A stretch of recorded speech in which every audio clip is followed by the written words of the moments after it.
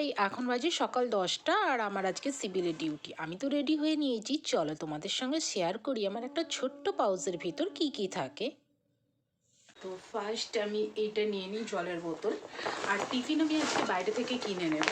আর তারপরে একটা জিনিস দেখো, এই যে এই ব্যাগটা ছাড়া আমি এক পাও বাইরে বেরোয় না, কারণ আমাদের যেহেতু ডিউটি, কখন কোথায় গিয়ে ফেঁসে যাব তার ঠিক নেই। তো এই ব্যাগটার ভিতরে আমার কী কী আছে চলো তোমাদের দেখাই। হাসটি, এটা বুঝতে পারছো?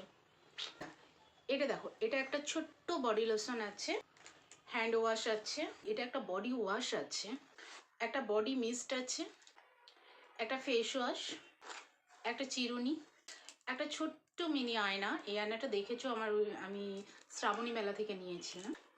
এটা তো মেয়েদের একটা ইউজেস জিনিস। কোলগেট, এটা একদম শেষ হয়ে গেছে, এটা একটা নিতে হবে।